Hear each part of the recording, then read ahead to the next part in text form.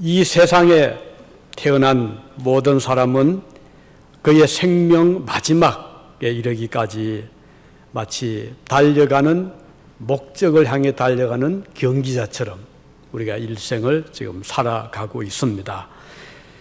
바울은 그의 삶의 목표물을 향해서 우리 모두는 달려가는 경기자와 같다 이렇게 말씀을 했죠.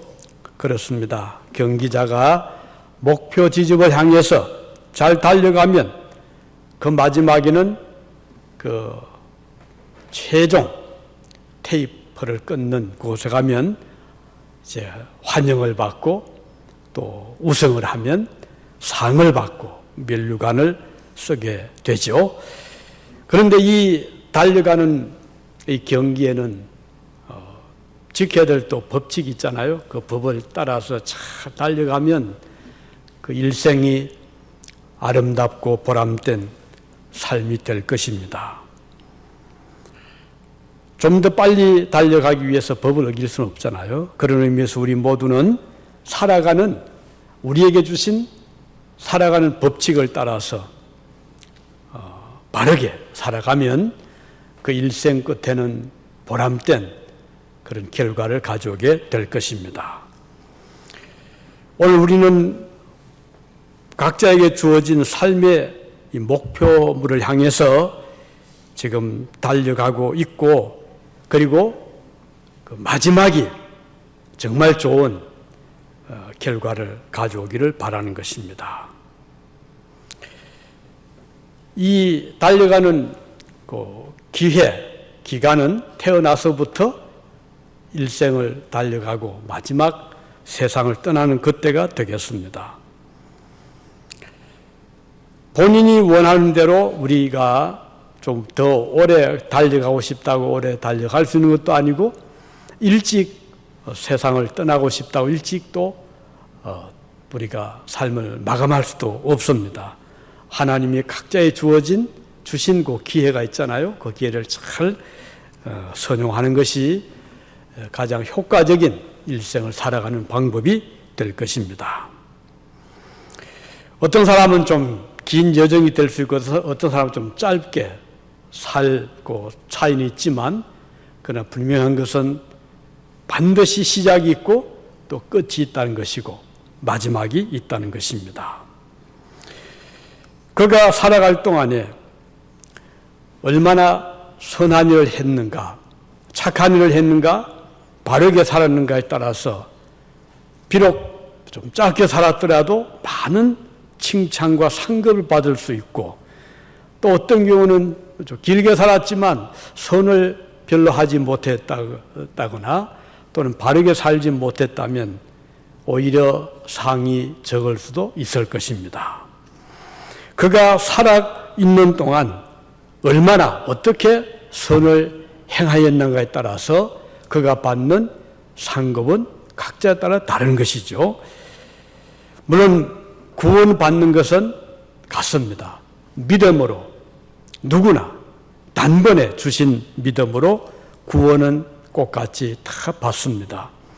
십자가 위에서 마지막 순간에 회개했던 강도도 구원을 받았고 또 태어나서부터 평생을 주님을 섬겼던 자도 믿음으로 구원을 같이 받습니다.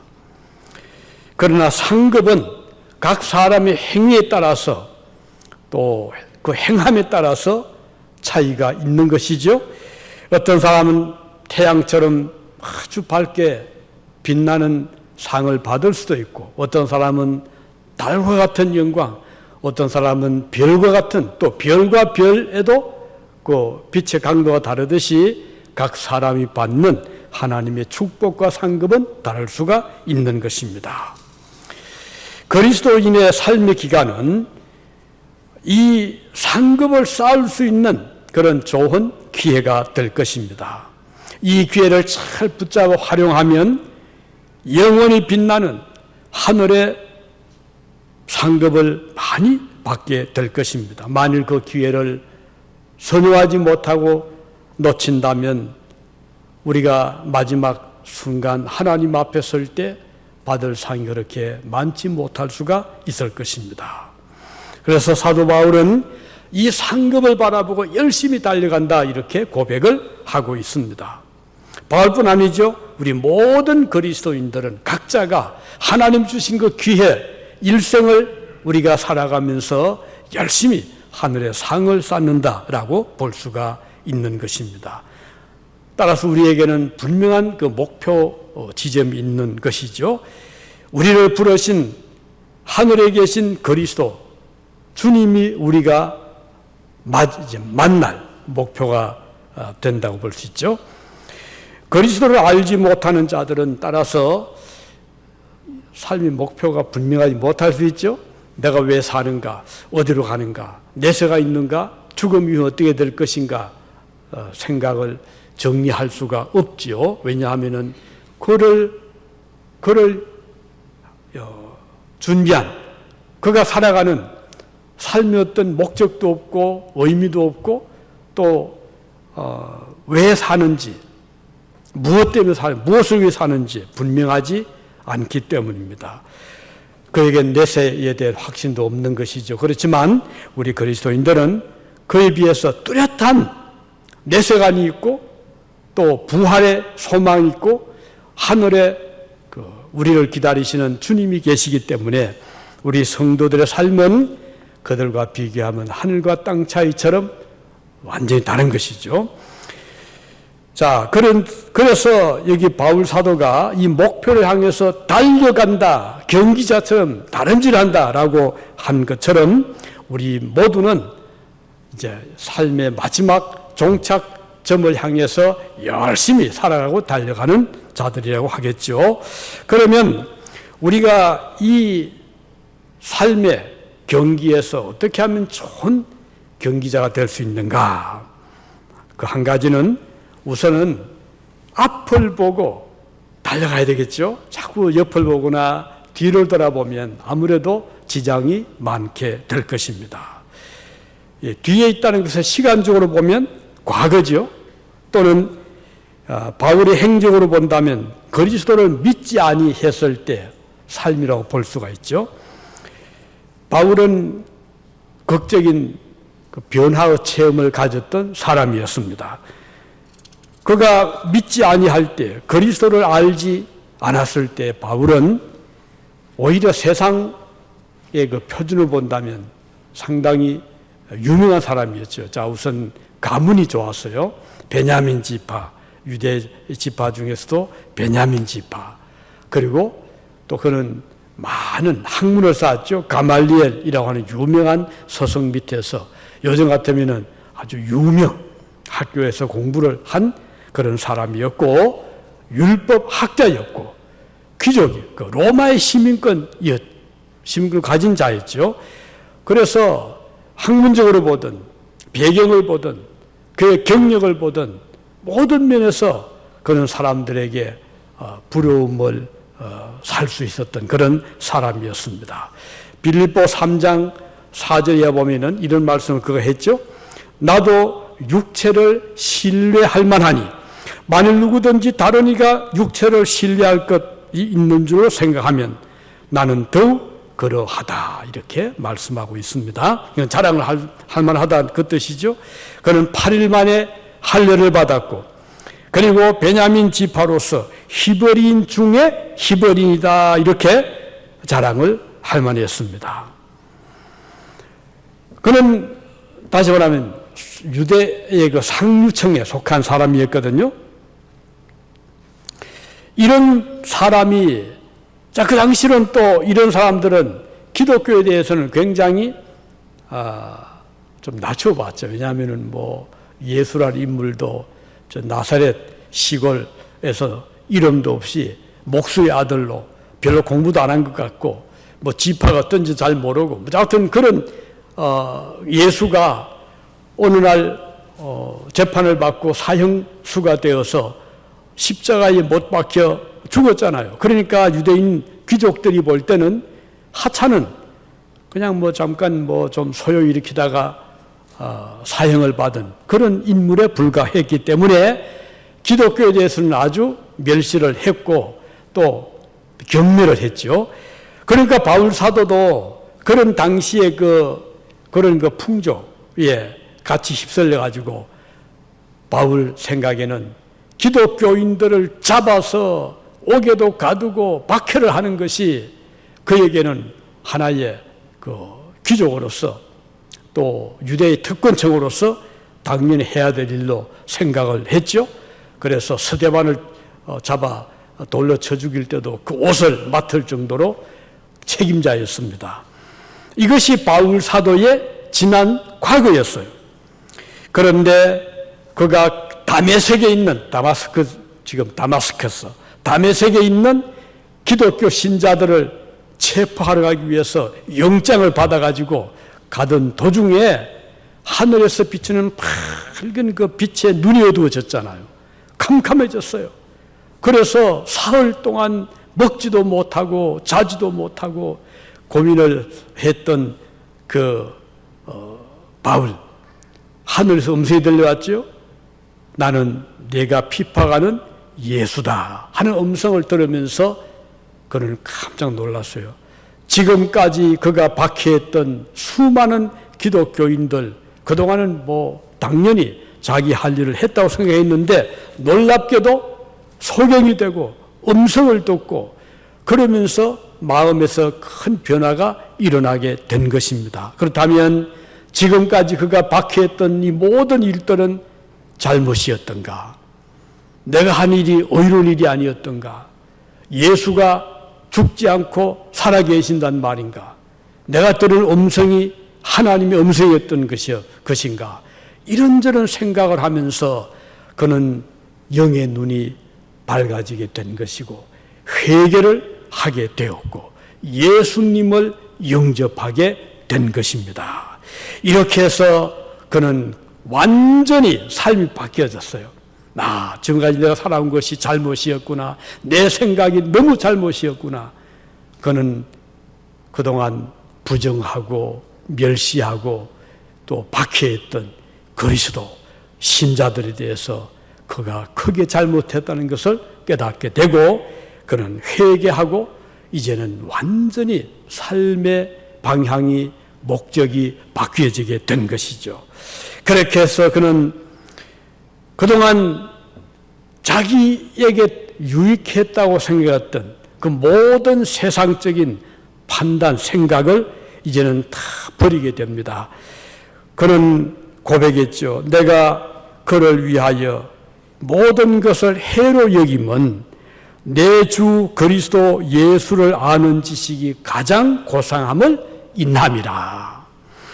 내가 그를 위하여 모든 것을 잃어버리고 뺏을물로 여김은 이제부터는 그리스도를 얻고 그 안에서 발견되려 함이니 내가 가진 의는 율법에서 난 것이 아니요 오직 그리스도를 믿음으로 말미암은 것이니 곧 믿음으로 하나님께로서 난 의이다. 이렇게 고백을 하고 있습니다.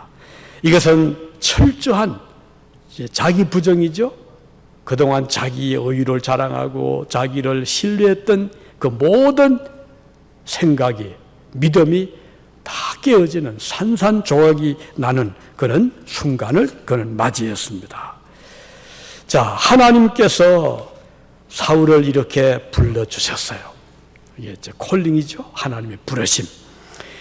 이때부터 바울은 지나온 과거를 하나하나 정리를 하게 되죠. 과거에 자신의 자랑거리로 생각했던 것들을 이게 아무것도 아니구나. 이건 도움이 되지 못하는구나 해서 마치 버려야 될 배설물로 생각을 다 버리게 된 것입니다. 마치 모세가 애굽에서 왕자로 이제 성장을 했지만 나중에 참 미디안 광야로 도망을 가면서 그 모든 애굽의 영화, 모든 허영 다 버렸잖아요. 마찬가지로 이제는 모세는 하나님의 백성과 함께 고난받기를 선택을 했다. 그 속에 흐르던 아브라함의 그 믿음의 그 유전이 모세를 변화시켰던 것처럼 바울도 그렇게 변화를 받게 된 것입니다. 그래서 그는 옛사람, 죄의 사람은 이제는 그리스도와 함께 나도 십자가에 못 박히게 되었다. 이렇게 고백을 하고 있는 것입니다. 바울은 로마서 6장에서 이렇게 말씀했죠. 그러므로 우리가 그의 죽으심과 합하여 세례를 받음으로 그와 함께 장사 지낸 바 되었다. 다시 말하면 옛사람이 이제는 죽었다는 그 뜻이죠. 오늘 우리 모두도 과거가 있고 현재가 있고 미래가 있는데 우리의 과거를 돌이켜보면 우리는 자랑할 것보다는 부끄러운 일들이 더 많았지 않습니까? 믿지 아니할 때, 우상을 섬길 때, 하나님을 알지 못할 때 우리가 어떻게 살아왔던가 우리 자신을 돌아보면 과거를 이제는 정리해야 될 때가 왔습니다. 과거를 버릴 때가 온 것입니다. 과거를 잘 정리하면 미래가 더 빛나게 되는 것이죠. 희망 있게 되는 것입니다. 아마 최근에 여러분 한국 뉴스를 보신 분들은 아실 것입니다.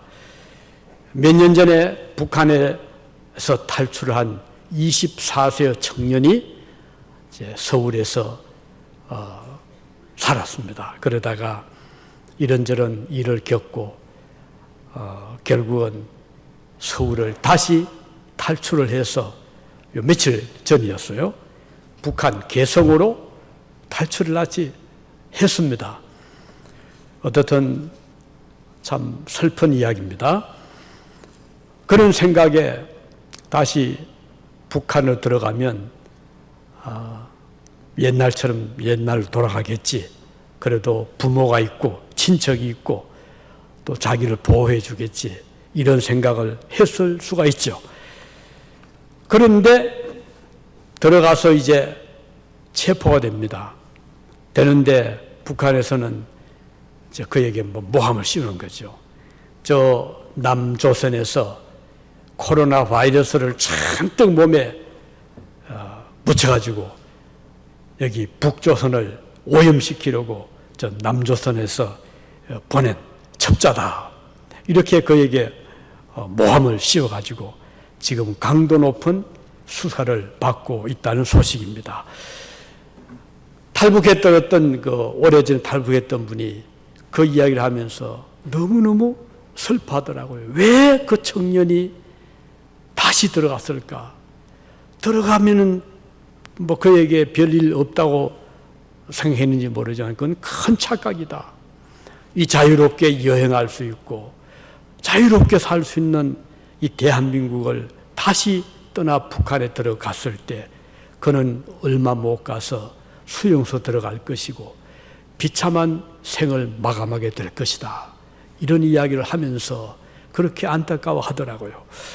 자, 그는 판단을 아직 어린 나이에 제대로 못했을 수가 있습니다.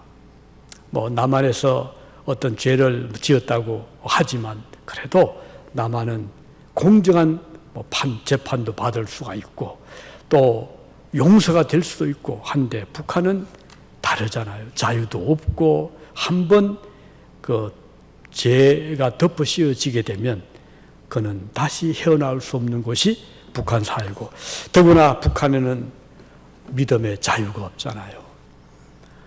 그래서 북한에서는 이 기독교 어떤 종교든 종교를 마약과 같은 것으로 규정을 하고 그래서 철저하게 탄압하는 것이 북한의 정책입니다. 그러니까 그에게는 다시는 복음을 받을 그런 기회가 없게 된 것입니다. 정말 슬픈 일입니다. 자, 우리는 과거를 돌아볼 수는 있습니다. 하지만 과거로 돌아갈 수는 없잖아요. 과거에 하나님을 알지 못했던 그때로 돌아갔는데 어떻게 되겠어요?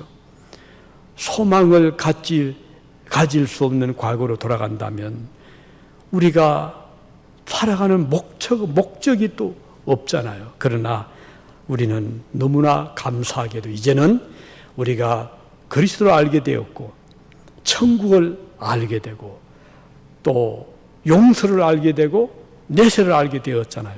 그러니 우리는 살아가는 목적이 분명한 목적을 가진 존재들이 된 것입니다. 천국을 바라보고 살아가는 존재들이 되었기 때문에 우리는 오늘 비록 이 현실이 이렇게 코로나가 번지고 힘들다 하더라도 우리는 믿음으로 극복하고 기다리고 인내하고 그 목적을 향해 달려갈 수 있는 자들이 된 것입니다. 자, 그리고 또 한 가지는 이 믿음의 좋은 경기를 위해서 첫째 한 가지는 과거를 이제는 청산하고 잊어버리고, 그다음 또 한 가지는 앞에 있는 목표를 향해서 열심히 살아가는, 달려가는 것이 중요한 것입니다. 바울이 말한 대로 우리 앞에 있는 목적을 향해서 열심히 달려가는, 이것이 우리의 삶의 자세라는 것입니다. 우리 모든 사람들은 각자의 가는 길이 좀 차이는 있죠. 그렇지만 목표는 같습니다. 하늘나라, 또 주님이 계시는 그것이 우리의 가는 목적인 것입니다. 우리 누구도 죽음이 끝이 아닙니다. 우리 누구도 이 세상이 마지막이 아니라는 우리는 알고 있습니다. 우리를 위해서 우리 주님께서 하늘나라에 좋은 거처, 천국을 주님이 준비해 주셨고 우리를 기다리고 계신다는 우리는 다 알고 있는 것입니다. 그래서 우리는 하루하루의 삶이 의미가 큰 것입니다. 오늘 하루를 살면서 나는 어떤 좋은 일을 할 수 있을까? 오늘 우리는 천국의 어떤 상을 쌓을 수 있을까 생각하면서 살아갈 수가 있기 때문입니다. 누구도 우리의 삶의 마지막이 없는 사람은 없잖아요. 바울에게 중요한 것은 삶의 목적이었습니다.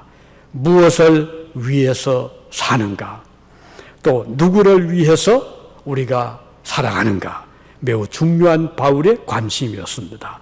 그는 로마서 14장 8절에서 이렇게 말씀하죠. 우리가 살아도 주를 위해서 살고 죽어도 주를 위해서 죽나니 우리는 살아도 주님의 것이고 죽어도 우리는 주님의 것이로다. 이렇게 바울은 말씀했습니다. 오늘 우리 그리스도인들의 삶의 목적, 골이 있다면 바로 이것인 것입니다. 왜 오늘 우리는 하루하루 살아가죠? 또 우리가 왜 이 먼 미국에서 우리가 살아가고 있습니까? 여기 다민족 사회에서 우리는 여러 가지 이제 문화적인 차이를 경험하면서 살아갑니다. 그러나 우리 어디에 살든 그게 중요한 것이 아닙니다. 어떤 환경, 그거 중요한 것이 아니고 우리에게는 목적이 있는 것입니다. 우리에게는 삶의 가치 있는 어떤 의식이, 방향이 있지 않습니까? 감사하게도 우리 주 그리스도께서는 우리 모두에게 소중한 삶의 목적을 주신 것입니다. 이것을 위해서 우리 주님이 저와 여러분들을 불러주셨습니다. 그리고 우리 한 교회의 일원이 되게 하셨고 우리가 서로 협력하면서 위로하면서 도우면서 천성을 향해 살아가도록 해 주신 것입니다. 그래서 우리는 너무 감사한 것입니다. 우리는 기도할 대상, 하나님께 기도할 대상이 있고 또 무엇을 위해서 기도할 그 기도의 내용이 있잖아요.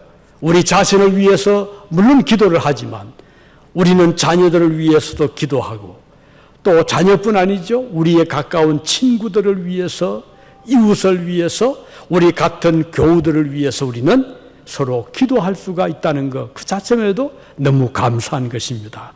멀리 떨어져 계시는 분들 위해 우리의 기도가 필요한 분들이 많이 있잖아요. 그래서 우리는 그분들을 위해서 열심히 기도하는 것입니다. 믿음 약한 자를 위해서 기도하고 병약한 자 위해서 기도하고 흔들린 자 위해서 기도하고 그 기도를 할 때 보람이 되잖아요. 우리의 적은 기도지만 하나님은 우리에게 귀를 기울여 주시고 응답해 주신다는 걸 생각하면 너무 감사한 것입니다. 이렇게 해서 우리 모두는 살아가는 목적이 분명하고 방향이 분명하고 의미가 있지 않습니까? 이것이 우리의 사명들입니다. 사명의식에 사는 사람은 아무리 적어 보이는 일이지만, 하찮아 보이는 일이지만 우리는 그 적은 일에서 의미를 찾는 것입니다. 그리고 우리는 감사한 마음을 가지게 되는 것입니다. 좀 전에 말씀드렸던 그 먼저 탈북했던 한국에서 지금 열심히 그 삶을 살아가고 있는 그분이 그 이번에 다시 재입국한 그 청년을 향해서 그 말을 하더라고요. 그 청년이 감사한 마음을 가졌다면 얼마나 좋았을까. 적응의 어려움이 있더라도 환경이 바뀌었더라도 감사하는 마음을 가졌더라면 그렇게 쉽게 이 자유로운 남한을 포기하지 않았을 것인데 그런 이야기를 하더라고요. 맞습니다. 오늘 저와 여러분들은 하나님께 대한 감사의 마음을 꼭 가지시기 바랍니다. 우리 마음속에 하나님이 주신 은혜를 감사하고 우리에게 주신 생명을 감사하고 우리에게 하루하루 살아갈 수 있는 이 힘을 주신 것을 감사하고 또 우리가 누군가를 위해서 도울 수 있는 이런 마음을 주신 것을 감사하고 건강 주신 것을 감사하고 생명 주신 것을 감사하고 아름다운 자연환경 주신 것을 감사하는 우리 모두가 되시기를 바라는 것입니다. 그래서 우리는 감사할 조건이 너무 많습니다. 왜냐하면 하나님께서 우리에게 주신 여러 가지 은사가 크기 때문입니다. 그래서 우리에게 기회가 주어지는 대로 우리는 감사하면서 그 기회를 잘 붙잡고 나가는 자들인 것입니다. 우리는 사랑이 무엇인지 알잖아요. 왜냐하면 우리는 하나님의 사랑을 받은 자들이기 때문입니다. 하나님이 나를 이처럼 사랑하사 독생자를 주셨다고 했습니다. 그래서 우리는 그 사랑의 의미를 아는 자들이 되었습니다. 우리는 희생의 가치를 압니다. 왜냐하면 하나님의 아들 예수님께서 자기 목숨을 희생해서 우리를 건져주셨기 때문에 우리도 내 자신을 희생할 때 오는 그 보람, 희생의 가치를 우리는 알게 된 자들입니다. 우리는 헌신과 충성의 의미를 아는 자들이죠. 가치를 아는 자들입니다. 왜냐하면 그리스도께서 우리를 위해서 그토록 충성을 하셨기 때문에 우리는 그 의미를 아는 자들이 되었습니다. 우리 그리스도인들은 내일의 소망 그리고 내세의 소망을 품고 사는 자들입니다.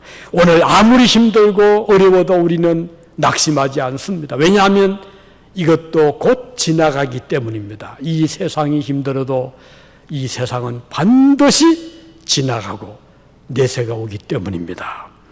그래서 우리는 생을 포기하지 않습니다. 포기해서도 안 됩니다. 운동선수가 어떤 목적을 위해서 운동할 때 힘들잖아요.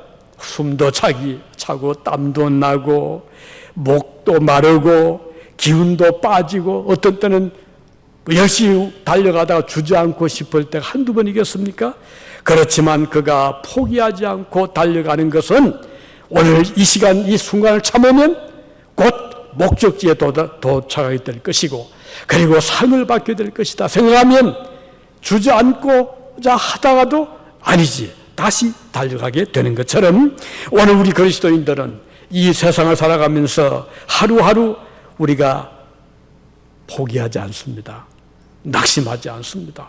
즐거운 마음으로 기쁜 마음으로 적극적인 마음으로 우리는 달려가게 되는 것입니다.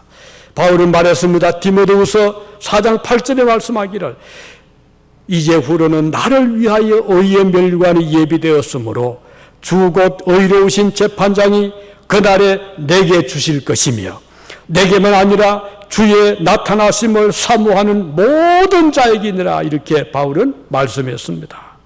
그러니 오늘 저와 여러분에게도 우리 하나님은 우리를 위해서 예비하신 상급을 가지고 기다리고 계시는 것입니다. 이제 마지막으로 이 믿음의 삶의 좋은 경기를 위해서 우리는 그 상급을 바라보는 것입니다.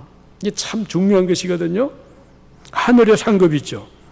하나님께서 준비하신 예비하신 칭찬, 하늘의 멸관, 상급이 우리를 기다리고 있는 것입니다. 이 바울이 선교했던 이 빌립보서도 바울이 쓴 글이거든요. 바울이 선교했던 마게도냐, 그것은 지금 그리스입니다. 저 유럽이죠. 그리스. 그런데 그곳은 그 유명한 마라톤이 시작이 되는 것이에요. 이 아테네와 그 다음은 저 페르시아가 전쟁이 붙었어요. 그런데 아테네의 아테네가 열세였어요. 군인 수도 적었고, 무기도 좀 적은 것 같았었고. 그런데 어떻게 해요? 지금 전쟁해야 되니까. 페르시아와 전투가 붙었는데, 그때가 기원전 439년이었다고 하네요. 그런데 아테네의 칼리마코스라는 장군이 지휘하는 아테네 군이 그 마라톤을 하는 그 평원, 그 넓은 전쟁터에서 페르시아군을 이제 맞이해서 전쟁을 했는데 예상을 뒤엎고 아테네가 승리를 한 것입니다. 페르시아군이 그것까지 기마병이 유명했는데 엄청난 희생을 겪고는 바닷길을 다 도망을 가버렸다고 합니다. 그래서 이 성전 이 볼을 빨리 알리고 싶어서 한 젊은 병사가 전쟁에서 이기자 말자 그 길로 아테네에서 열심히 달려가는 그게 약 42,000km 아마 되는가 봐요. 미터, 42,000m. 그래서 막 달려갔는데 쉬지도 않고 숨을 헐떡이면서 달려가서 아테네 시민들에게 우리가 이겼다라는 성전 볼을 터뜨렸습니다. 그러나 그는 그만 너무 지치고 너무 피곤해서 쓰러졌는데 깨어나지 못했다고 하는, 이것이 이제 계기가 돼서 오늘 그 마라톤이라는 그 42,195m 그 긴 거리를 지금도 올림픽에서 아니면 각 지역마다 이 경기를 하고 있습니다. 자, 우리는 이후로 이 마라톤 경기에서 이기면 그 머리에다가 월계관을 씌워주잖아요. 그거 얻기 위해서 우리 한국의 손기정 선수도 저 베를린에서 올림픽 경기에서 우승을 하여 지금까지도 우리 한국민들의 그 자부심을 가지게 해주잖아요. 얼마나 힘들겠어요. 그 어려운 곧 주저앉고 싶은 것도 참으면서 또 한 걸음 또 한 걸음 달려갈 때 우승을 하게 된 것입니다. 우리 그리스도인들은 하늘에서 우리를 위해 준비하신 우리 하나님께서 예비하신 하늘의 상급을 바라보고 오늘 이 세상에 살 동안은 우리는 쉬지 말고 믿음에 중단하지 말고요, 주저앉지 말고 낙심하지 말고 포기하지 마시고 뒤로 돌아가지 마시고 앞을 향해서 계속 달려가시기를 바라는 것입니다. 사실 일생이 길어 보이는 것 같지만 길지가 않습니다. 60, 70, 80, 90, 또 100년의 세월이 지나놓고 보면 순간에 불과하잖아요. 그렇기 때문에 우리는 지루하게 생각하지 말고 길다고 생각하지 말고 짧다, 마치 저 석양이 지는 것처럼 우리의 삶의 길도 너무 짧다. 그래서 우리는 그 시간을 아끼면서 세월을 아끼면서 우리의 에너지를 아끼면서 천국의 그 상급을 바라보고 열심히 달려가시기를 바라는 것입니다. 그래서 상급을 바라는 자들마다 어떻게 하죠? 절제한다 그랬어요. 절제한다는 말은 참고 또 감정도 제어하고 때로는 하고 싶은 말도 좀 제어하고 욕심도 제어하고 세상 사랑도 좀 제어하고 해서 우리는 천국을 향해 바라보고 열심히 달려가는, 그렇게 해서 이제 주님 앞에 서게 되면 우리 주님께서 우리에게 칭찬해 주시고 하늘의 상급을 베풀어 주시기 때문입니다. 이 얼마나 복된 성도의 삶입니까? 우리 그리스도인들은 지난날의 삶을 정리합니다. 이제 과거에 집착하지 않습니다. 잊어버려야 돼요. 지난날 아무리 우리가 좋은 일이 있더라도 그건 과거고 다 잊어버리고, 그리고 우리 새로운 각오와 결심을 가지고 우리 주님이 기다리시는 그 천국을 향해서 우리는 열심히 살아가는 자들입니다. 이제는 목표가 이제 설정이 되었잖아요. 우리를 위해서 목숨까지 바쳐주신 주님이 우리의 삶의 목표가 되었습니다. 그 십자가를 표대로 삼고 열심히 살아갈 수 있기를 바라는 것입니다. 우리를 불러주신 그리스도께서는 우리를 위하여 각자에게 적당하신, 그에게 합당한 하늘의 상급을 주님이 다 준비하고 계시고 기다리고 계시는 것입니다. 생각만 해도 너무 가슴 벅차고 소망스러울 일이 아닐 수가 없습니다. 위에서 부르신 부름의 상을 바라보고 힘차게 달려갔던 사도 바울의 모습과 같이 오늘 우리 각자도 이 인생의 삶의 경기장에서, 이 세상의 경기장입니다. 여기에서 우리가 옆을 보지 말고 또 다른 길로 가지 마시고요. 한 길을 주님의 기다리시는 그곳을 향해서 오늘도 열심히 믿음으로 달려가시기 바라고, 이제 우리가 주님 앞에 설 때, 그래서 우리는 성도의 죽음은 가장 행복한 그 순간입니다. 왜냐하면 주님을 만나는 그 순간이 마치 결혼할 신부가 신랑을 맞이하는 것처럼 우리 그리스도인들은 일생을 다 살고 주님을 맞이할 그날이 되면 그것처럼 기쁜 날이 없잖아요. 우리에게는 결코 삶의 종말이 슬픈 일이 아니고 절망의 날이 아닙니다. 오히려 소망의 날이고 기다리던 날이고 주님을 만나는 복된 날이기 때문에 우리는 그 날을 바라보고 오늘 열심히 살아가는 것입니다. 육체는 그 날로 이제 쇠해지겠지만 우리의 영은 날마다 새롭도다 했던 바울 사도처럼 오늘 저와 여러분들도 천국을 소망하는 한은 아무리 나이가 들어가도 또 세월이 흘러가도 오히려 그 영혼은 청춘처럼 새롭게 될 수가 있기 때문입니다. 기도하시겠습니다.